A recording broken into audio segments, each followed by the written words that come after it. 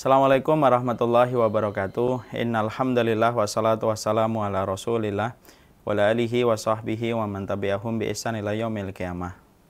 Seluruh jamaah masjid yang semoga Allah rahmati dan Allah berkahi. Alhamdulillah, tentunya senantiasa kita bersyukur kepada Allah atas seluruh kenikmatan yang Allah berikan kepada kita, atas seluruh kebaikan yang Allah berikan kepada kita. Salah satunya perjumpaan kita pada kesempatan sore kali ini. Salah satu masjid yang mungkin sudah begitu lama kita tidak menginjakkan kaki, sudah terukir rasa rindu kepada seluruh jamaah yang ada di sana, yaitu adalah Masjid Al-Muhsinin. Dan kita bersyukur pada kesempatan sore kali ini Allah memperjumpakan kita dan mempertemukan kita dalam perjumpaan ilmu, dan ini merupakan sesuatu yang luar biasa. Banyak mereka yang bertemu karena dosa, banyak yang bertemu karena kemaksiatan, banyak pula yang bertemu karena urusan-urusan yang lalai dan tidak bermanfaat. Tapi kita bersyukur bahwasanya Allah memperjumpakan kita bukan pada sesuatu yang melalaikan, tapi Allah memperjumpakan kita pada majelis ilmu, dan ini sebuah kenikmatan yang besar. Memang betul hari-hari ini kita mendapatkan ujian, kita mendapatkan pandemi, dan pandemi ini memiliki efek domino yang luar biasa, betul-betul mempengaruhi banyak sisi dan banyak lini pada kehidupan kita. Tapi walaupun ujian ini berat, tapi kita harus tahu dan kita harus yakin nikmat yang Allah berikan kepada kita lebih besar daripada ujian yang Allah berikan. Ujian ini hanyalah gemericik. Adapun nikmat yang Allah berikan kepada kita itu bagaikan hujan deras yang tidak berhenti. Ujian ini hanyalah gerimis, tetapi nikmat yang Allah berikan itu kepada kita bagaikan air yang tidak pernah berhenti. Ujian ini hanyalah seujung kuku, adapun nikmat yang Allah berikan kepada kita seluas samudra yang tidak ada tepinya.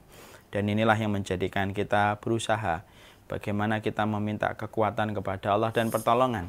Karena yang kita risaukan itu bukan ujian, tetapi yang kita risaukan adalah ketika ujian itu datang tidak ada pertolongan.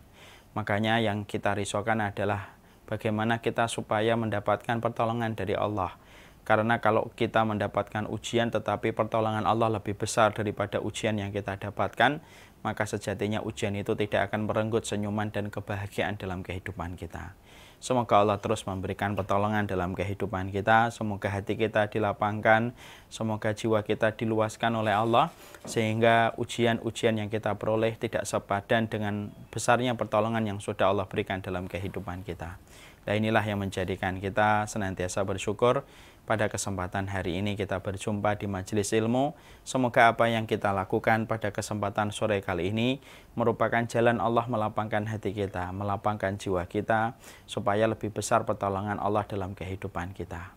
Nah, tentunya kepada Allah kita bersyukur dan kepada Allah kita menggantungkan urusan kita. Dan semoga Allah tidak pernah meninggalkan kita walaupun sekejap mata. Amin insyaallah. Alhamdulillah, pada kesempatan hari ini akhirnya berjumpa dengan seluruh jamaah Masjid Al-Muhsinin, walaupun kita secara virtual dan secara online. Sudah lama kita tidak bertemu secara offline, tidak bertemu secara raga dan fisik. Tapi walaupun offline dan virtual ini, semoga tidak mengurangi takzim dan keberkahan apa yang kita akan selenggarakan.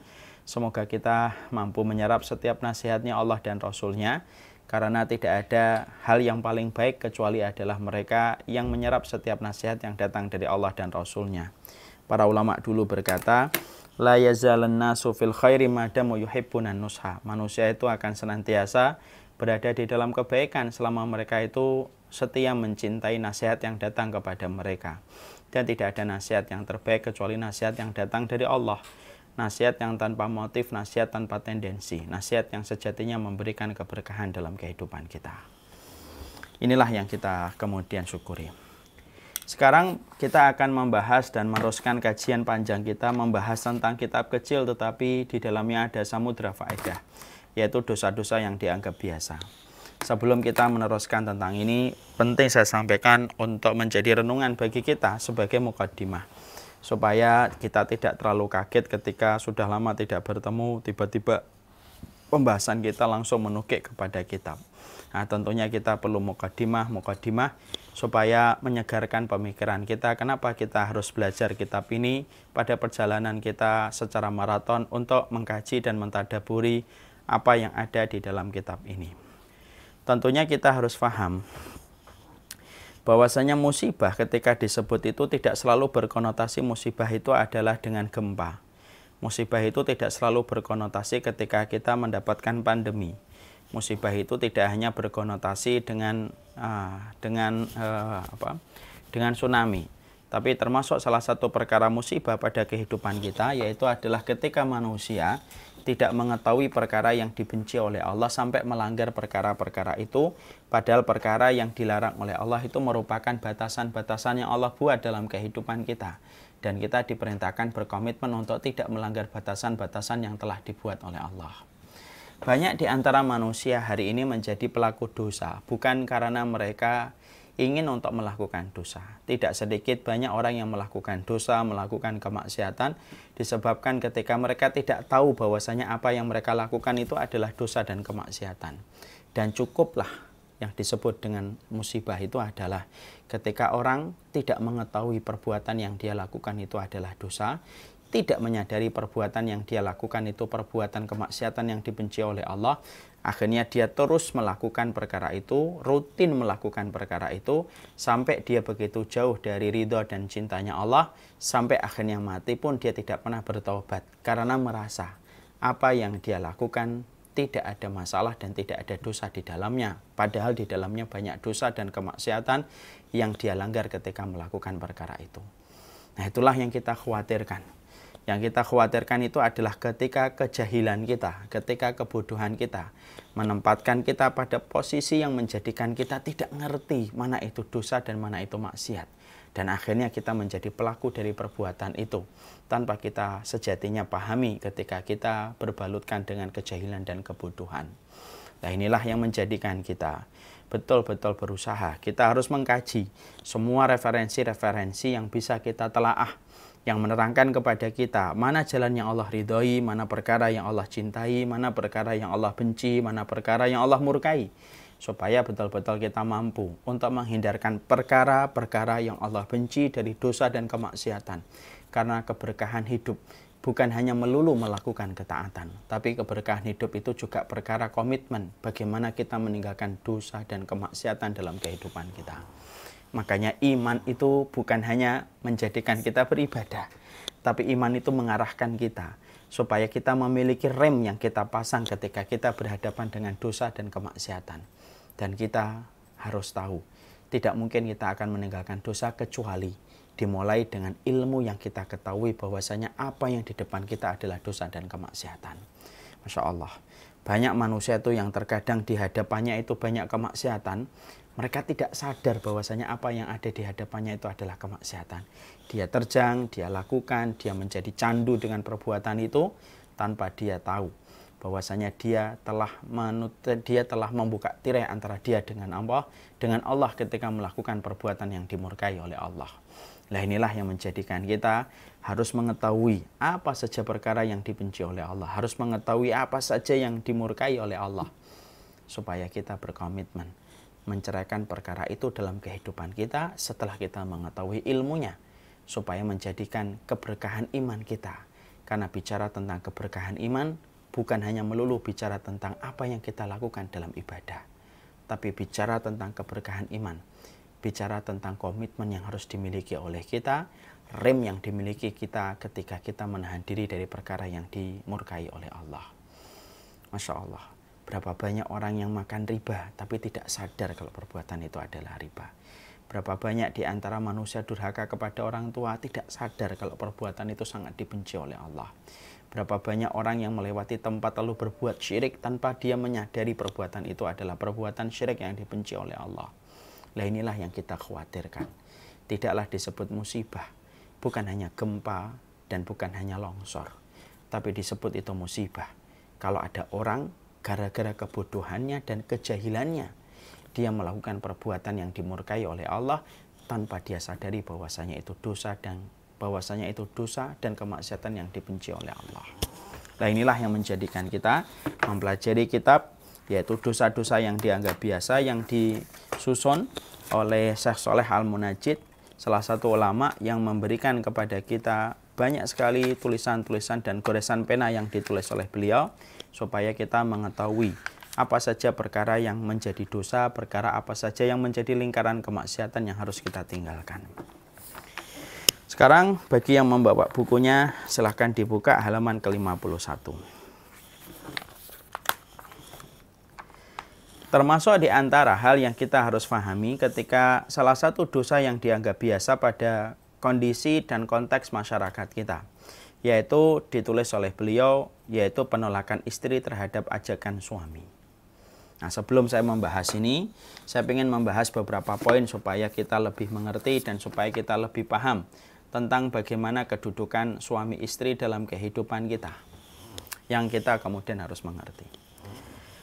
Maka untuk membahas tentang masalah poin yang ke-12 ini, saya ingin menyampaikan beberapa poin supaya menjadi intro sebelum pembahasan kita pada poin yang ke-12.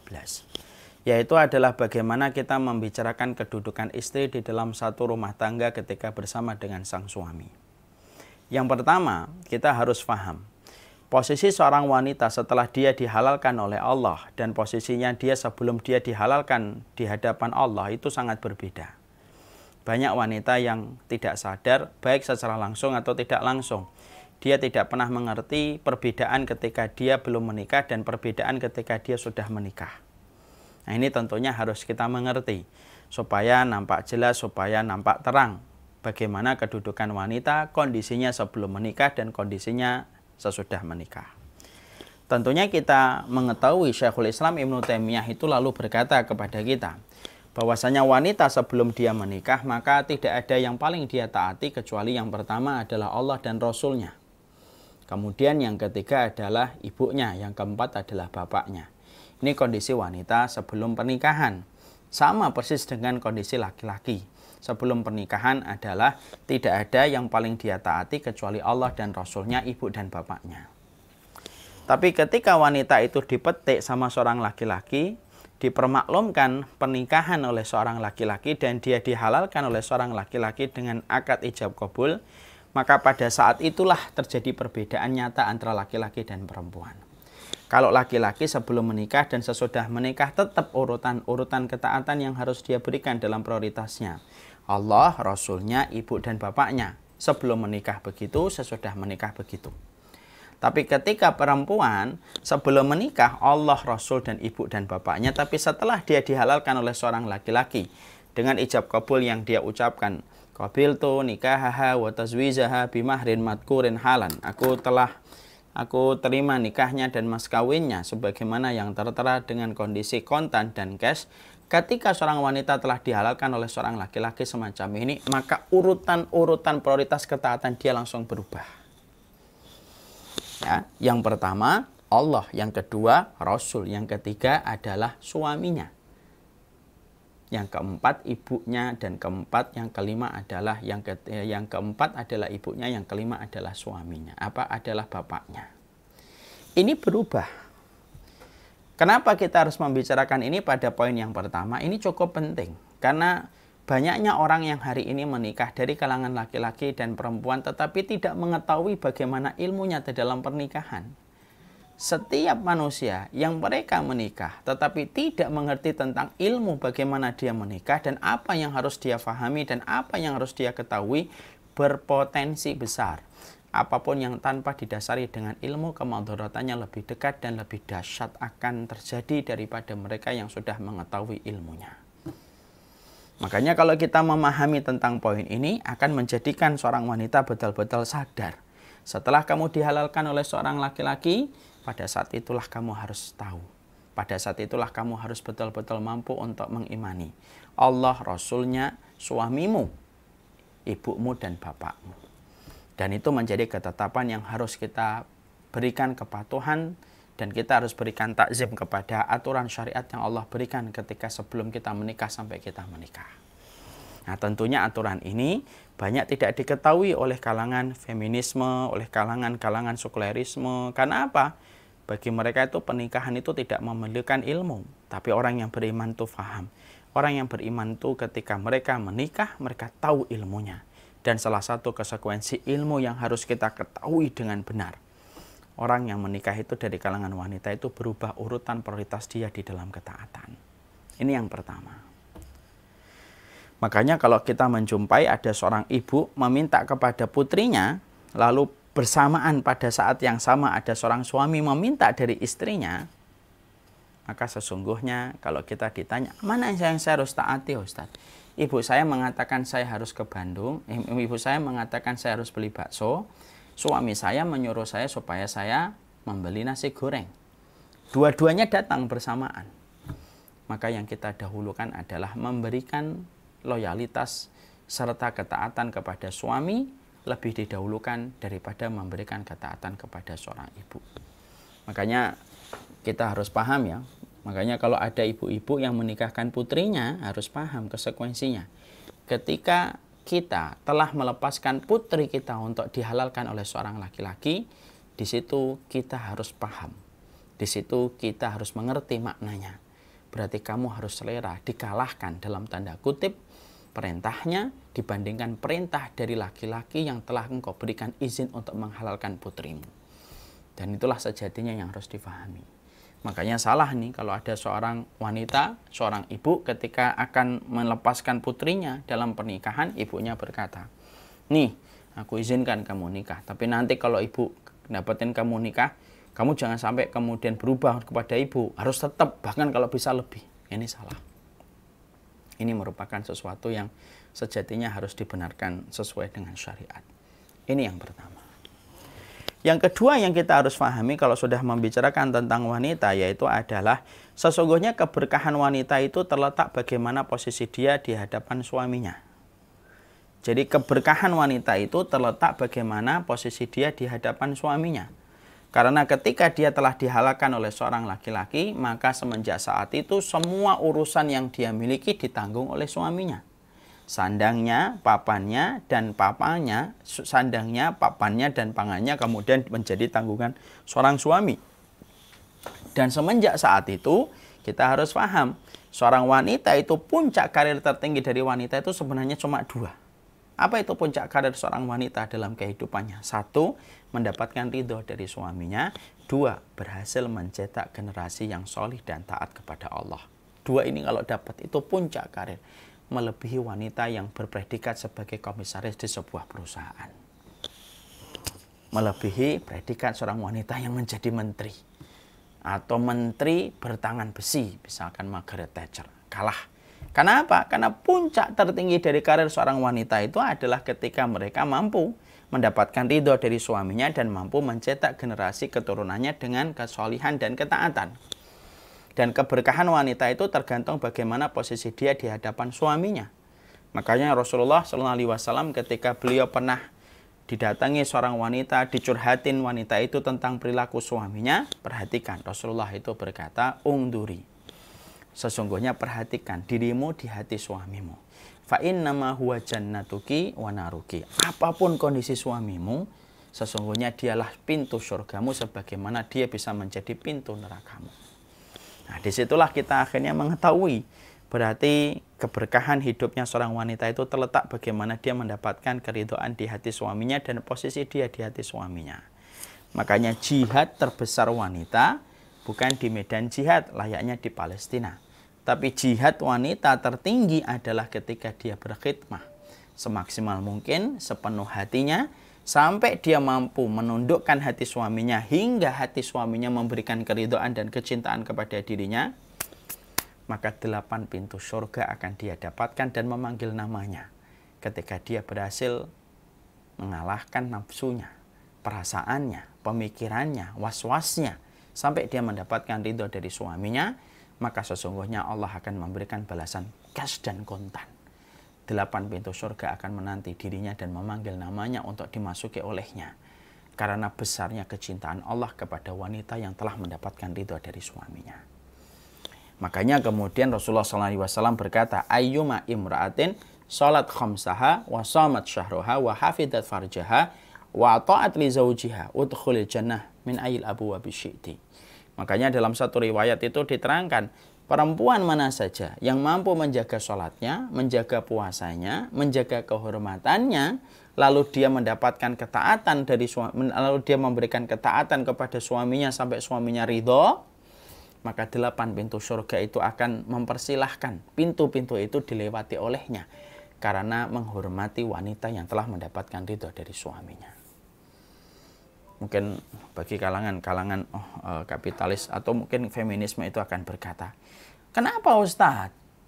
Enak betul ya jadi laki-laki. Jangan begitu. Jangan pernah mengatakan bahwasanya mendapatkan keridhaan dari suami itu berarti mengenakan posisi laki-laki dan memberikan angin surga kepada laki-laki dan kaum hawa. Oh enggak gitu. Sesungguhnya ketika wanita dikondisikan bahwasanya jihad terbesar yang dia lakukan itu mendapatkan keridhaan dari suaminya, itu bukan memberikan angin surga kepada seorang laki-laki. Kenapa? Karena memang komitmen laki-laki kepada seorang wanita yang telah dihalalkan itu komitmen yang besar yang harus dia pertanggungjawabkan dunia dan akhirat. Kalaulah setiap laki-laki itu mengetahui betapa besarnya tanggung jawab yang harus dia lakukan setelah menghalalkan wanita, mungkin laki-laki itu betul-betul dalam kondisi bingung ketika memikirkan posisinya nanti di hadapan Allah. Karena semenjak seorang wanita dihalalkan oleh seorang laki-laki, semenjak pada saat itu makanannya, minumannya, pakaiannya, tempat tinggalnya, semua yang ditanya itu adalah semua yang akan dihisap oleh Allah itu bukan istrinya, tapi yang dihisap oleh Allah itu suaminya.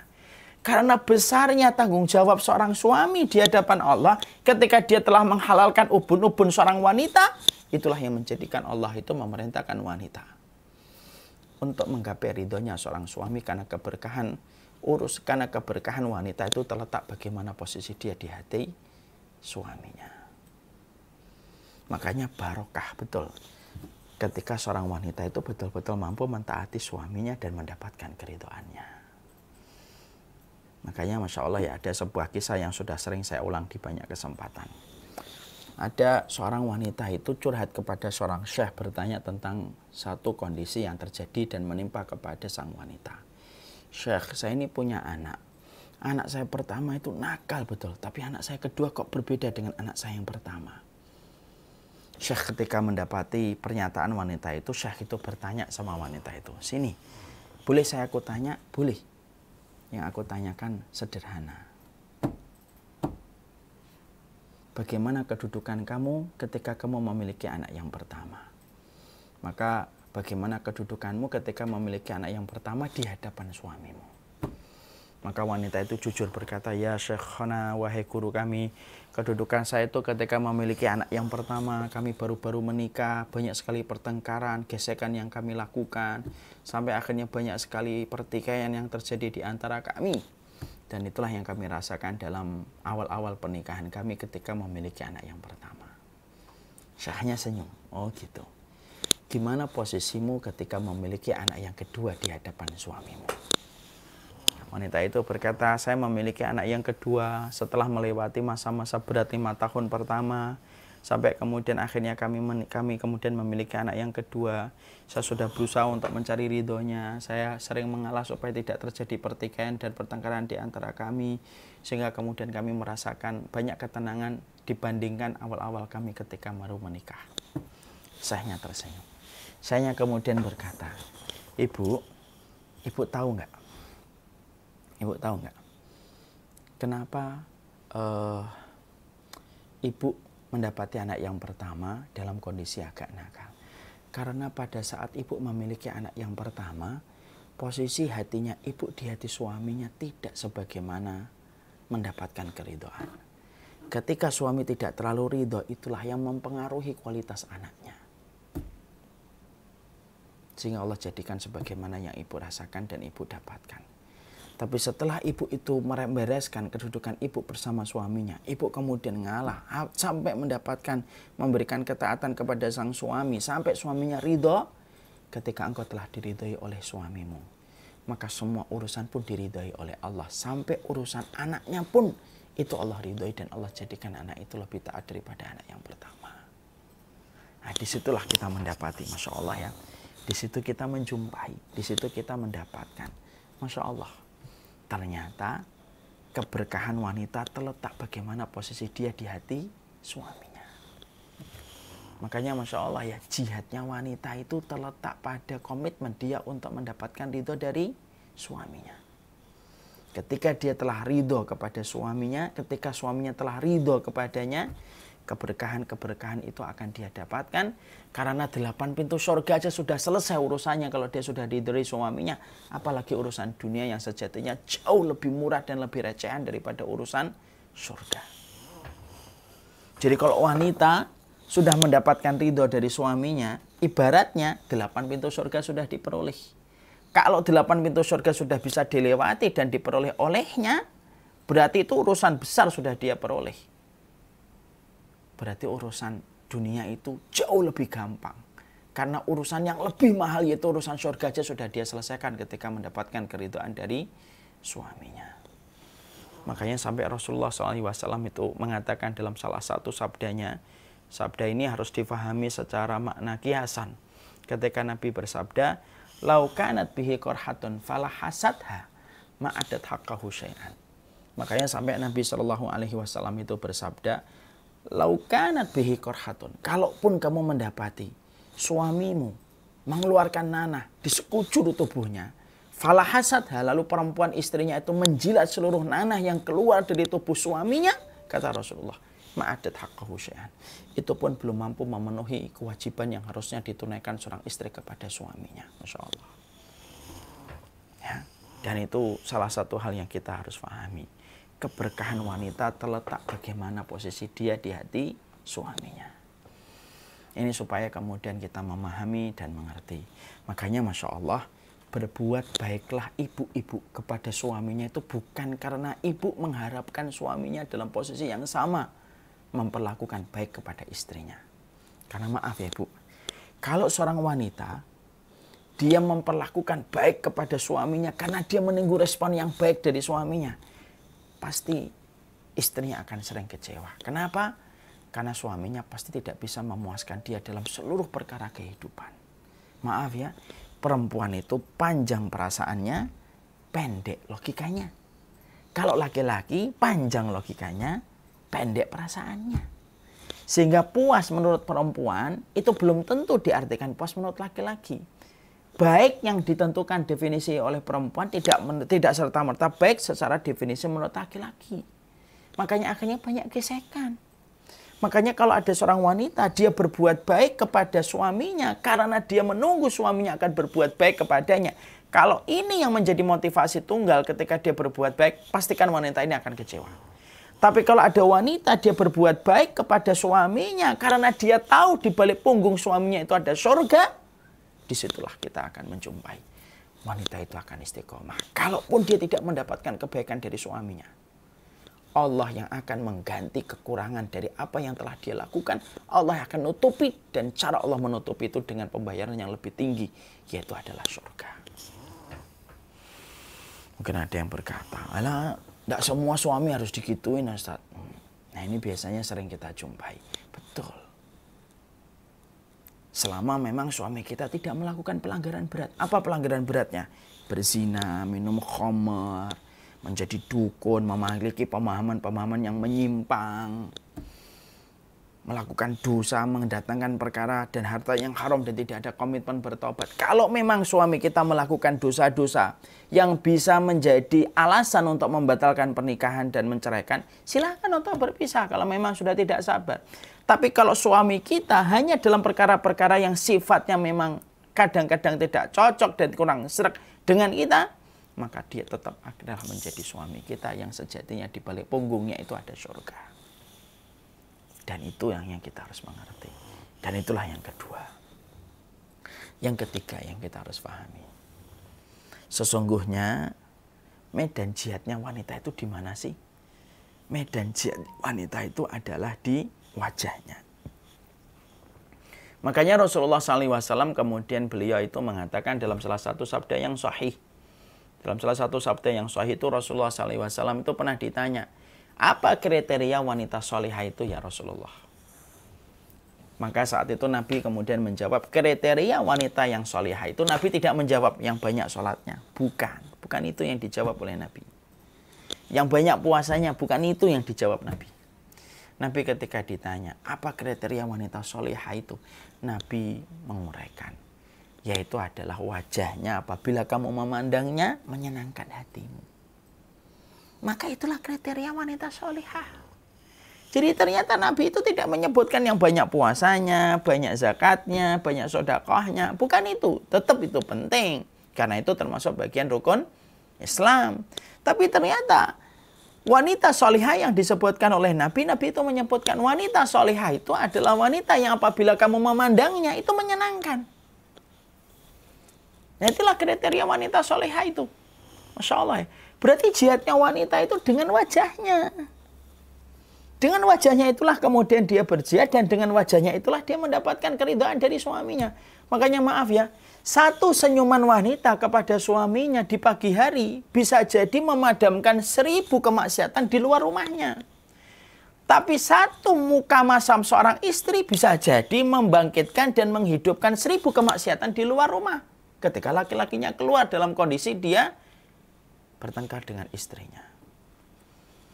Makanya betul kalau sampai kemudian kita mendapati Rasulullah itu ketika ditanya apa kriteria wanita solihah, maka yang dijawab oleh Nabi, kriteria wanita solihah itu yang apabila kamu memandang itu menyenangkan. Makanya ada salah satu teman saya itu berkata gini, saya itu kalau pagi mau urusan gitu, ada urusan banyak, kok pagi-pagi istri saya sudah senyum, urusan apapun itu jadi ringan.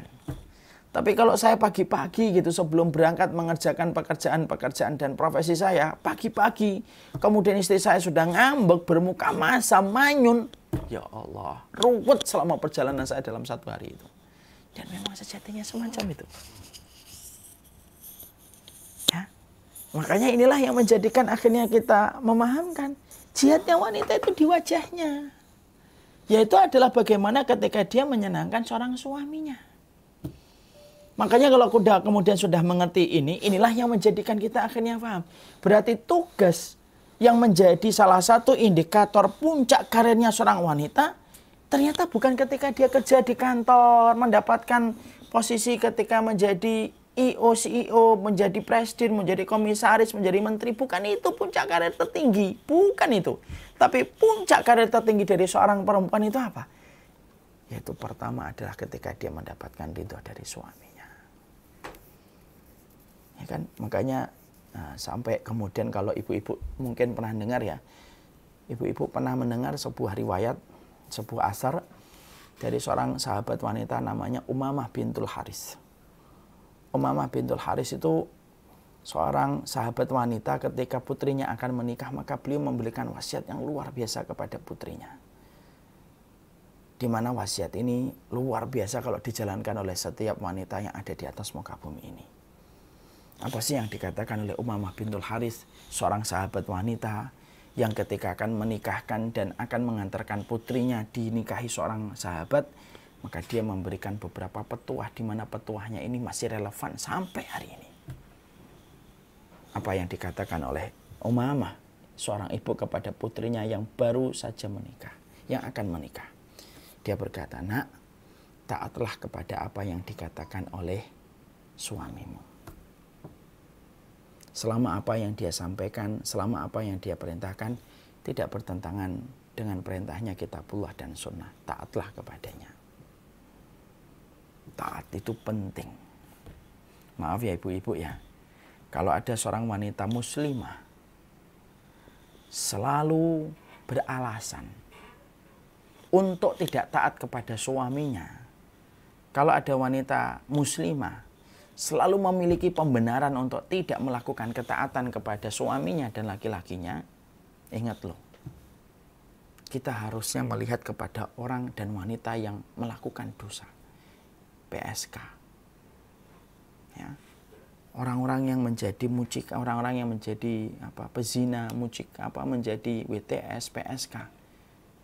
Mereka rela melakukan apa saja kepada laki-laki pezina hidung belang hanya untuk mendapatkan segepok uang yang mereka inginkan untuk membeli barang yang mereka butuhkan. Dan mereka rela untuk taat kepada apapun yang diminta oleh laki-laki yang menzinainya hanya karena urusan uang. Kalaulah banyak perempuan, seorang pezina, ya, seorang WTS, PSK, dia rela melakukan apa saja kepada laki-laki hanya untuk mendapatkan uang dari laki-laki itu. Dia melakukan ketaatan kepada laki-laki itu. Sebuah renungan untuk kita. Kalaulah PSK saja bisa melakukan itu, bukankah wanita yang mengharapkan surga lebih mampu untuk taat kepada suaminya? Kenapa? Dia bukan hanya mendapatkan sandang, papan, pangan, tapi juga mendapatkan surga dari Allah. Makanya Umamah bintul Haris berkata, taatlah kamu kepada suamimu. Yang kedua, kata Umamah bintul Haris, qanaahlah dengan apa yang diberikan oleh suamimu. Qanaah selama yang diberikan suamimu itu adalah perkara halal. Yang ketiga, jaga matanya supaya matanya tidak melihat apa yang buruk dalam dirimu. Jaga telinganya supaya kemudian suamimu tidak mendengar sesuatu yang buruk tentang perilakumu. Jaga makannya, karena sesungguhnya laki-laki itu kalau sedang lapar bergejolak nafsunya, maka pastikan bahwasanya kamu itu memberikan makan yang cukup. Walaupun seorang wanita itu tidak wajib masak, karena memang membangun rumah tangga bukan membangun rumah makan. Memang wanita tidak wajib masak, tapi wanita wajib menyediakan apa yang dibutuhkan suaminya untuk makan. Karena laki-laki itu kalau sedang lapar bergejolak emosinya. Jaga perutnya, jaga kemudian matanya, jaga kemudian tidurnya. Karena laki-laki itu kalau kemudian mereka kurang tidur itu, dia meledak-ledak. Makanya seorang ibu ketika mereka ingin menyampaikan sesuatu, seorang istri ketika ingin menyampaikan sesuatu kepada suaminya, lihat dulu sudah kenyang atau belum, lihat dulu jam tidurnya cukup atau tidak. Kalau kemudian dua perkara ini cukup, baru sampaikan apa yang ibu utarakan, insya Allah akan direspon dengan baik. Umamah bintul Haris kemudian melanjutkan, kemudian cintailah keluarganya, karena siapapun yang telah mencintai dan berkhidmah kepada keluarga suaminya, demi Allah, kalaupun 1000 wanita berjajar di depan rumah menggoda suaminya, lalu seorang laki-laki tahu bahwasanya istrinya itu mencintai keluarganya sebagaimana dia mencintai keluarganya, 1000 pesona gadis, 1000 orang pun di luar rumah tidak akan pernah menggoda dia. Ya.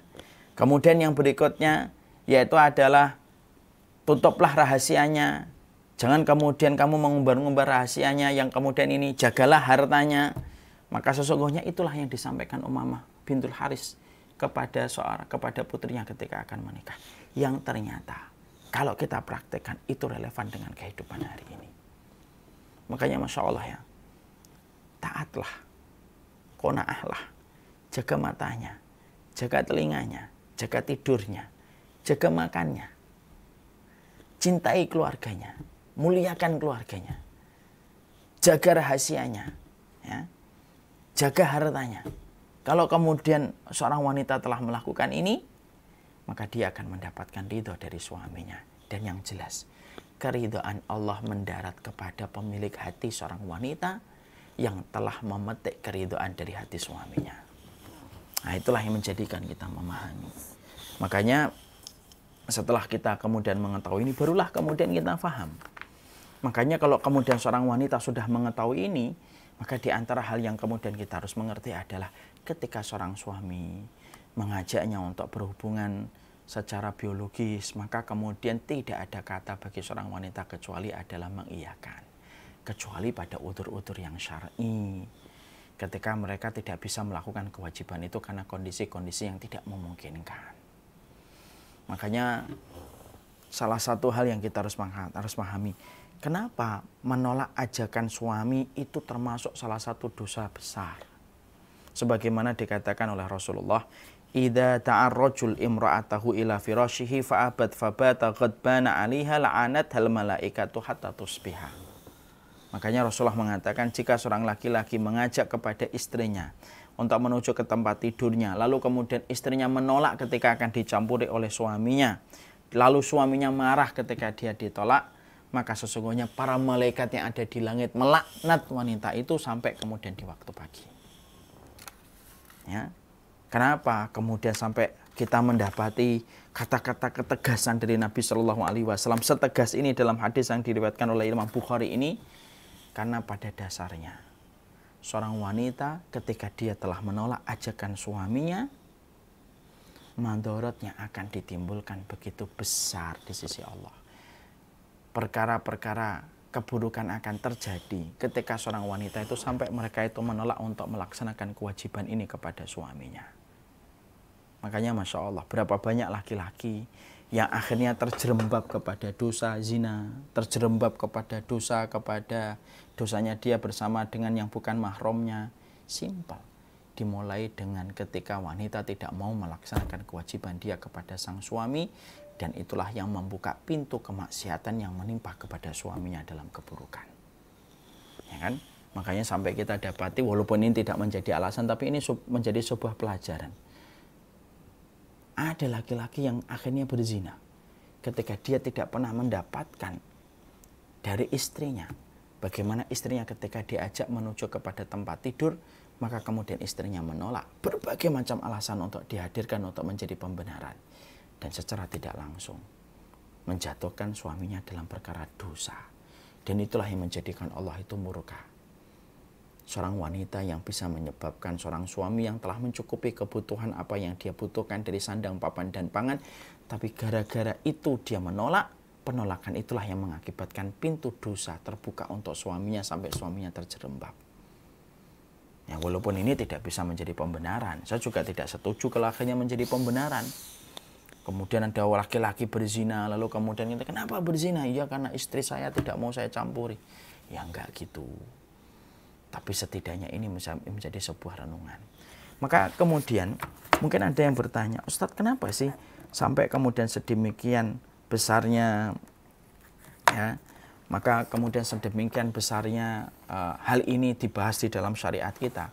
Sebenarnya ini termasuk dibahas di dalam kehidupan agama kita. Karena apa? Karena Islam itu bersifat menutup celah keburukan yang bisa terjadi ketika kita tidak meletakkan aturan dan syariatnya. Makanya kemudian Islam itu karena tahu penolakan istri kepada suami membuka celah-celah keburukan yang besar, maka itulah yang menjadikan akhirnya seorang suami, itulah yang menjadikan akhirnya syariat itu menutup celah itu. Lalu kemudian meletakkan ketegasan. Seorang wanita tidak boleh menolak ajakan seorang suami ketika suaminya membutuhkan dalam urusan biologis. Nah, tentunya kita paham, penyaluran biologis antara laki-laki dan perempuan itu berbeda. Tidak bisa orang mengatakan dasar laki-laki. Tidak bisa. Karena memang Allah menciptakan laki-laki dan perempuan itu berbeda. Alaysa dzakaru kal unsa? Laysa dzakaru kal unsa. Sesungguhnya laki-laki memang tidak sama dengan perempuan. Memang tidak sama. Jadi kalau perempuan lebih mampu untuk menahan, iya perempuan. Mereka diberikan kemampuan tidak memiliki syahwat sebesar laki-laki. Dan kita harus paham, fitnah terbesarnya laki-laki itu wanita. Dan fitnah wanita itu yang paling besar bukan laki-laki. Makanya urusan biologi dan urusan syahwat itu menjadi sesuatu yang berbeda antara laki-laki dan perempuan. Dan akibatnya bisa banyak ketika kemudian ini tidak kita letakkan, ketika ini tidak diletakkan syariat yang jelas. Kalaulah seorang suami tidak mendapatkan senyuman dari istri di waktu pagi, berakibat ada 1000 dosa yang bisa jadi menggoda suaminya ketika di luar rumah. Gara-gara dia tidak mendapatkan senyuman dari seorang istri, bisa menghidupkan sebuah potensi dosa, apalagi dalam urusannya lebih besar daripada urusan senyum. Masya Allah ya, tadi kan saya menyampaikan, berapa banyak laki-laki itu yang sepakat berkata, kalau kami pagi-pagi kok mendapatkan senyuman dari istri kami, maka seakan-akan hari itu akan menjadi ringan buat kami. Tapi kalau pagi-pagi kami mendapatkan bagaimana manyunnya istri kami, ngambeknya istri kami, ataupun pertikaian kami dengan istri kami di waktu pagi, serasa hari itu tuh panjang betul. Dan berat untuk dirasakan. Kenapa? Karena bermuka masamnya istri itu berakibat banyak hal bagi kehidupan seorang laki-laki di luar rumah. Itu baru muka masam dan itu baru senyuman, itu pengaruhnya berbeda. Apalagi sampai urusan biologis. Dan itulah yang kemudian menjadikan akhirnya kita paham. Banyak wanita hari ini secara tidak sadar, karena tidak tahu tentang kedudukan hukumnya, karena tidak mengerti bagaimana posisinya, akhirnya begitu mudah dia menolak ajakan seorang suami, lalu tidak pernah merasa kalau itu dosa besar. Apalagi kalau alasannya itu alasan-alasan yang diada-adakan hanya untuk menolak ajakan seorang suami. Nah itu tentunya lebih double itu dosa yang akan diakibatkan. Hanya karena marah, hanya karena ngambek, hanya karena urusan-urusan sepele ketika suaminya mungkin tidak tahu. Lalu kemudian akhirnya dia menutup pintu. Ketika sang suami mencoba memegang kulitnya, ditampik dengan begitu kasarnya. dan lain sebagainya. Maka itu bisa jadi mungkin luput dari mata manusia perbuatan istri yang semacam ini kepada suaminya. Tapi sejatinya tidak akan pernah luput dari malaikat atid yang akan mencatat itu sebagai bentuk sebab dan alasan kemurkaan Allah kepada wanita itu. Bukan hanya Allah, sampai para malaikat pun murka dan melaknat wanita yang berani tega menolak ajakan suaminya. Padahal dia tidak punya alasan syar'i untuk menolak ajakan dari suaminya. Ya, kecuali kondisinya adalah kecuali dalam kondisi kalau udzur syar'i. Boleh nggak Ustadz menolak ajakan suami itu? Tentunya para ulama mengatakan ya boleh dalam udzur-udzur yang syar'i. Dalam udzur-udzur yang syar'i itu adalah ketika dalam kondisi sakit. Tapi sebagian para ulama itu mengatakan kalaupun ada seorang istri yang sakit, ketika dia tidak bisa dicampuri oleh suaminya, dia tetap akan berusaha memuaskan suaminya walaupun tidak dengan melalui proses itu ketika suaminya dalam betul-betul kondisi yang sangat membutuhkan. Nah, tentunya ada kondisi dia sakit, kepayahan, keletihan, dan kondisi-kondisi yang tidak memungkinkan dia untuk melakukan hubungan suami istri. Nah, tentunya itu bisa menjadi alasan seorang laki-laki untuk memaklumi. Jadi maaf ya, laki-laki juga tidak boleh menggunakan dalil ini. Lalu kemudian menggunakan dalil ini secara sepihak dan dikuasai dalil ini sesuai dengan kemauan dan keinginan seleranya. Lalu kemudian berkata, saya ingin nih, tanpa memperhatikan kondisi istrinya. Ketika kondisi istrinya menyampaikan udzur, lalu kemudian dia menyebutkan hadisnya. Idza da'a rajul ila firashihi fa'aba fabatat ghadban la'anatul malaikah hatta tusbih. Langsung berkata, kalau ada seorang perempuan diajak suaminya tidak mau, maka seluruh malaikat melaknatnya sampai pagi. Padahal sang suami tidak tahu bahwasanya sebenarnya sang suami itu tidak ma'ruf ketika dia itu tidak melihat udzur yang sedang dimiliki oleh istrinya. Udzurnya sakit, udzurnya mungkin keletihan karena dari pagi sampai malam anak-anaknya itu ngelendotin dia. Kalau perkara itu harusnya dia memberikan kemakrufan dan kebijaksanaan. Jadilah laki-laki yang bijaksana, fleksibel. Ketika memang belum mampu kemudian dia langsung berusaha untuk menetralisir apa yang ada menjadi dorongan nafsunya. Nah, sembari kemudian mendoakan istrinya supaya cepat fit dan cepat sehat kembali, supaya terjaga keharmonisan keluarga itu ketika mereka mampu melaksanakan salah satu fitrah manusia, yaitu adalah saling bercampur. Makanya inilah yang menjadikan kita memahami, nah inilah yang menjadikan kita mengetahui bahwasanya persoalan penolakan ini betul-betul bukan persoalan biasa, tapi ini persoalan besar. Makanya sangat-sangat diperlukan seorang wanita itu untuk mengerti tentang hukumnya. Banyak wanita hari ini tuh ketika menikah itu tidak mengerti ilmunya. Apa yang harus dilakukan, apa yang tidak boleh dilakukan, bagaimana ketika berselisih pendapat dengan suaminya. Akhirnya ketika betul-betul nyemplung dalam pernikahan, semuanya menjadi tumpuk-tumpuk. Dan akhirnya dia tidak bisa membedakan mana haknya, mana kewajibannya, apa yang harus dia ketahui, mana yang tidak boleh dilakukan. Sehingga ketika semua irisan itu menjadi campur aduk karena tanpa ilmu, disitulah banyak gesekan yang mengakibatkan pecahnya karang, pecahnya sebuah nakoda. Karena tidak didasari dengan ilmu, yang sejatinya ilmu mengarahkan nakoda supaya menghindari karang-karang besar yang bisa menghempaskan kapal yang ditumpangi mereka berdua. Nah, inilah yang menjadikan kita memahami ini. Maka di dalam kemudian sebuah hadisnya, idza da'a rajul imratahu ila firasyi fal tujib wa in kanat ala dhahri qatab.